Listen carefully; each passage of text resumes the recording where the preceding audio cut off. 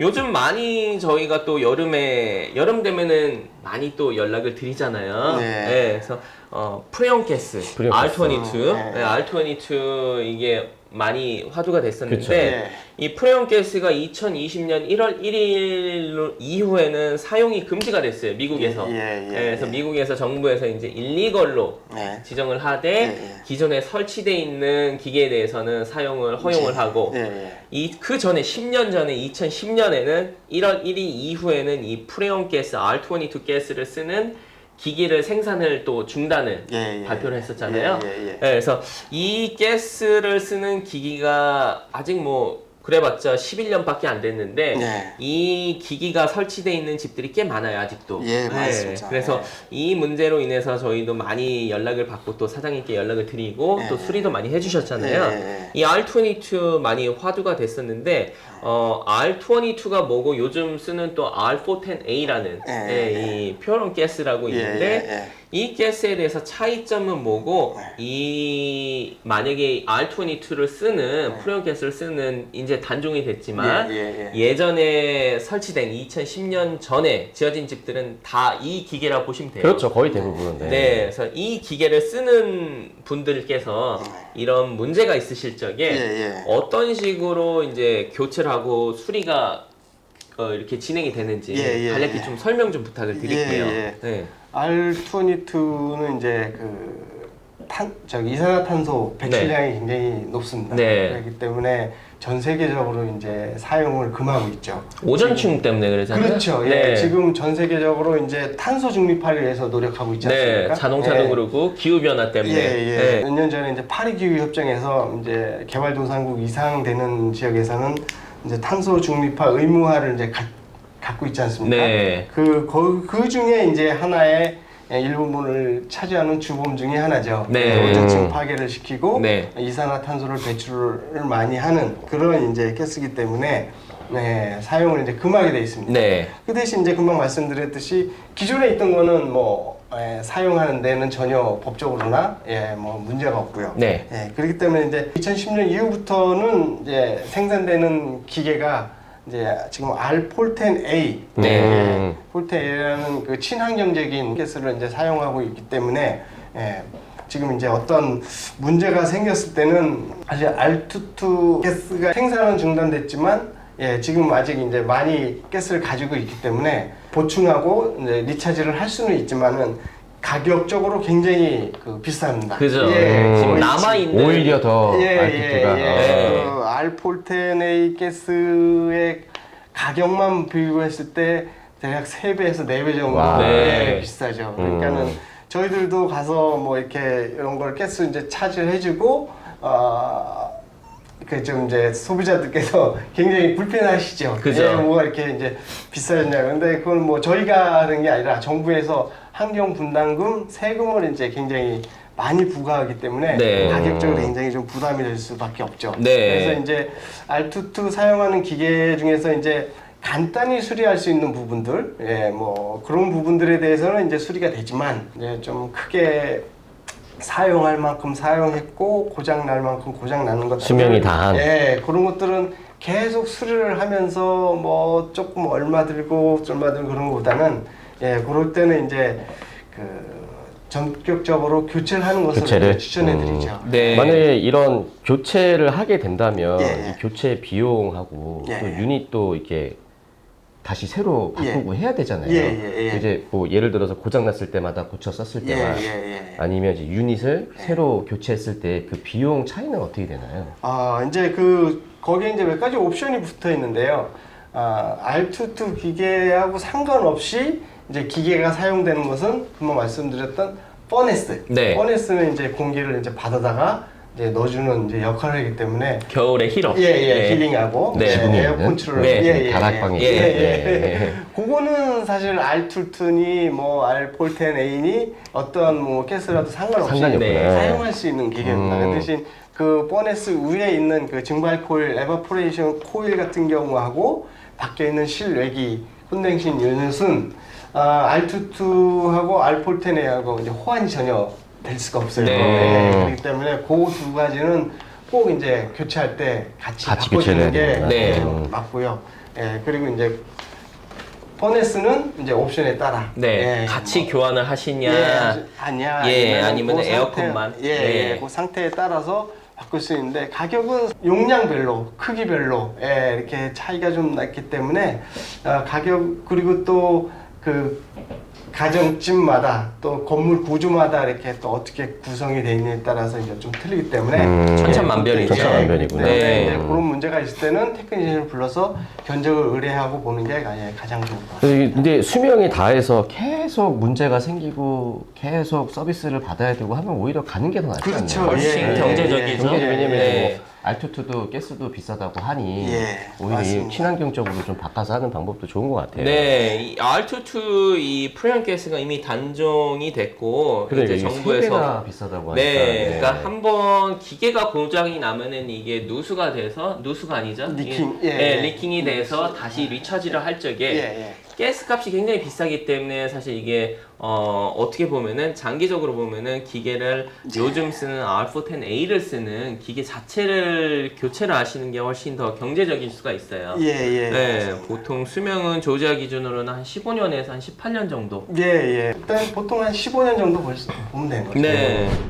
사장님은 아까 저희가 그 촬영 전에 한번 말씀드렸는데 이게 그 기존의 R22를 쓰는 기기를 이렇게 대처 가스를 쓰는 또 따로 가스가 있어요. R410A가 아닌 RS44B라고 대처 가스를 주입을 해가지고 R22를 다 빼고 가능은 하지만 권장은 드리진 않으신다고 이렇게 하시네요. 그러니까 큰 커머셜 건물 같은 경우는 워낙 기계가 크고 그쵸. 비용이 굉장히 많이 들기 때문에 그런 식으로 많이 대처를 하지만 보통 일반 가정집 같은 경우는 경제적이지가 않은 이유 때문에 그냥 아예 기기를 새로 요즘 호환이 되는 R410A라는 가스로 호환이 되는 기기를 바꾸는 게 훨씬 더 경제적이고 참고로 저희가 이제 미국에는 2층 집이 많잖아요. 네, 그래서 그 실외기 실외기 아닙니다. 실외기 아니고 실외기가 이렇게 두 개가 있는데 보통 보면은 이게 위 아래층으로 나눠졌다고 보면 되는 거죠.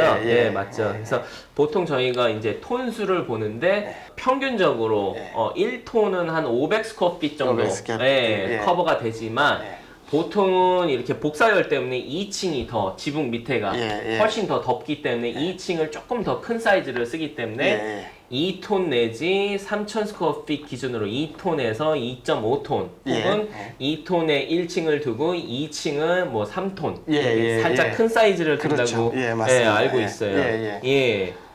그리고 지금 이렇게 교체를 R22 때문에 이제 교체 문의를 많이 받으실 텐데 보통 이렇게 여름 되면은 아까 뭐 최윤석 그 유영자님께서 말씀하신 것처럼 여름 되면은 에어컨 망가지면 정말 이것만큼 짜증나는 거 없어요.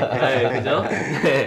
조자의 실내가 굉장히 뭐 그 훨씬 더 너무 더워요. 생각을 때문에. 못하죠. 여름에 보통 이 AC에서 미지근한 바람이 나오는 경우가 있는데 평균적으로 뭐 여러 가지 원인이 있겠지만 가장 흔한 원인은 어떤 것 때문에 이런 게 현상이 발생이 됐죠? 가장 대표적인 원인은 이제 프리온 가스가 부족했을 때, 그게 이제 가장 이제 대표적인 원인이라고 볼 수 있는데 원인은 상당히 좀 많습니다. 구체적으로 들어가 보면. 그리고 그 전에 제일 처음 말씀드렸듯이 필터 교환이 안 됐을 때 필터 그 메쉬 그러니까 필터 구멍으로 에어가 신선한 에어가 통과를 해서 이제 순환이 돼야 되는데 에어가 통과하지 못하고 거기서 머무르면은 그 에어가 순환이 안 되기 때문에 이제 미지근한 바람이 또 나올 수도 있고요. 요 이제 두 가지가 가장 이제 대표적인 원인으로 볼 수가 있죠. 경우에 따라서는 바람이 아예 나오지 않는 경우도 있는데 그런 원인은 뭐예요? 그건 이제 아까 이제 그 바람을 넣어주는 블로 팬이 있는데 그 팬이 이제 멈췄을 때 이제 바람이 그리고 이제 밖에 콘덴싱 유닛 팬이 멈췄을 때 컴프레셔가 작동을 제대로 하질 못하고 그러면 이제 차가운 에어든 따뜻한 에어든 에어를 발생하지 못하기 때문에 그런 이제 원인이 될 수가 있습니다. 네. 가장 쉽게 진단하시는 방법은 일단 필터를 자주 가셨는지 그렇죠. 네, 그걸 한번 보시고 보통 3개월에 한번 예. 3, 4개월 만에 한 번씩 갈아주는 네. 만약에 이렇게 필터를 3개월 내지 혹은 6개월, 적어도 6개월에 한 번은 가셨는데도 이런 현상이 있다 하면은 밖에 팬을 확인을 하시면은 좀 그 아실 것 같아요. 팬 모터가 나가게 되면 그 팬이 작동이 안 되잖아요. 그래서 이제 테크니션에 이제 연락을 하실 적에 밖에 팬이 도시는지 안 도시는지 이제 말씀해 주시면은 어느 정도 감을 잡으실 것 같아요. 그렇죠. 어느 쪽에서 문제가 있을 수가 있다고. 이렇게 홈 오너분께서 이제 평소에 이 HVAC 관리를 뭐 방금 말씀드렸던 그 필터 내지는 어떤 방식으로 해야지 조금 기계를 오래 쓰시고 이런 문제가 조금 더 적을까요? 에어컨디셔너 같은 경우는 그 기계화돼 있고 또 안에는 전기 장치로 되어 있고 또 전자 컨트롤러 이렇게 되어 있는 어떤 사실 이렇게 좀 전문적이고 좀 위험한 장치로 되어 있기 때문에 일반 사람들이 관리하기가 그렇게 쉽지가 않죠. 그렇죠. 그렇기 때문에 이제 좀 주의를 해야 되는데 그래도 이제 평소라든가 집에서 이제 가장 간단하게 관리해 줘야 되는 부분들이 이제 몇 가지 있죠. 이제 그동안 여태까지 이제 우리가 얘기를 나누면서 나왔던 문제들인데 첫째는 이제 청결이죠. 필터를 청결. 이제 자주 갈아주고 특히 3개월에서 6개월, 지금 미니멈 6개월입니다. 그러니까는 가장 저거 할 때는 에어컨 킬 때 한 번, 히터 킬 때 한 번. 요때는 꼭 갈아주셔야 되고, 그 중간에 한 번씩 이제 갈아주면은 그건 이제 기계의 수명에도 영향이 있지만 본인들과 가족들의 건강에도 또 영향이 있는 거니까 신선한 에어를 이제 순환하게 하고 요새는 세상이 너무 좋아져가지고 그 필터도 스펙이 다 있잖아요. 그죠? 그래서 이제 아마존 쇼핑이나 이런 거 오더를 하면 3개월에 한 번 딜리버리 해준다거나 6개월에 한 번 딜리버리 해주는 그런 스펙에 따라서 기간도 정해주더라고요. 그런 걸 좀 이용하면 아무래도 내가 생각하지 않고 있어도 딜리버리 받으니까 그냥 갈 수 있게 좀 도움이 되는 것 같아요. 주기마다 이게 받으시면 되니까. 그렇죠. 이 필터 말고 또 다르게 뭐 관리하는 이런 팁 같은 게 있을까요? 이제 뭐 주변 정리죠. 그리고 이제 청소 같은 것들은 이제 잘 해줘야 되는데 밖에 에어컨 컨덴싱 유닛을 보게 되면 주로 이제 나무들이 많이 옆에 있지 않습니까? 낙엽들. 낙엽들 그리고 이제 잔디 이제 깎다 보면 잔디 찌꺼기들 이런 것들이 어느 보면은 그 안에 타닥타닥 이제 붙어 있어요. 그럼 거기도 이렇게 에어가 이렇게 순환이 잘 돼야지 효율이 높아지는데 거기에 이제 나뭇가지, 뭐 낙엽, 뭐 잔디 찌꺼기, 뭐 이런 것들이 이제 붙어 있으면 에어 순환이 안 되기 때문에 그리고 팬에 굉장히 그 열을 진동과 이제 열을 발생해주는 원인이기 때문에 그거를 이제 잘 주의 있게 청소해 주시면은 효율이 훨씬 더 좋게 사용할 수 있습니다. 제가 이 그 밖에 실외기죠.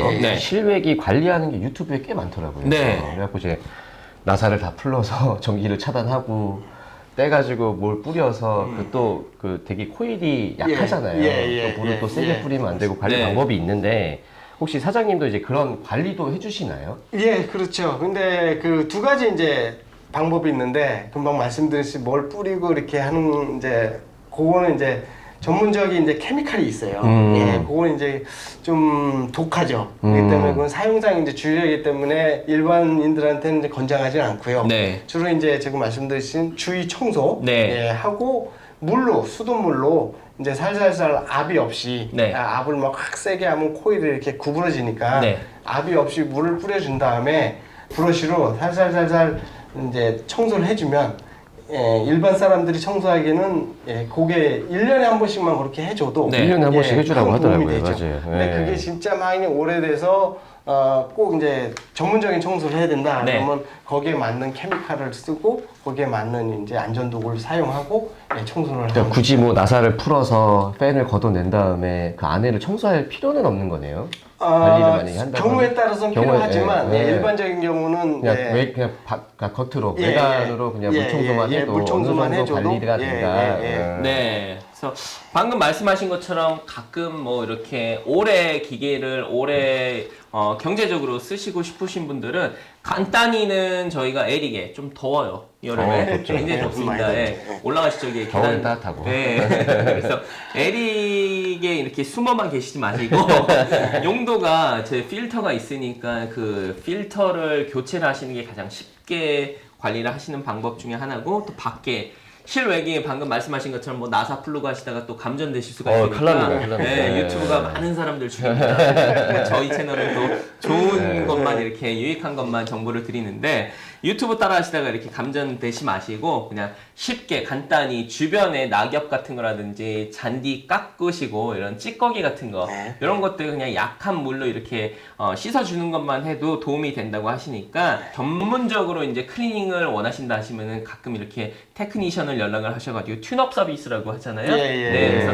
튠업 서비스를 1년에 한 번 혹은 2년에 한 번만 받으셔도 기계를 매니팩처에서 말하는 수명보다 더 길게 쓰실 수도 있고 경제적으로 그거를 잘 관리를 하실 수도 있으니까 좋은 꿀팁으로 알고 계시면 좋을 것 같습니다.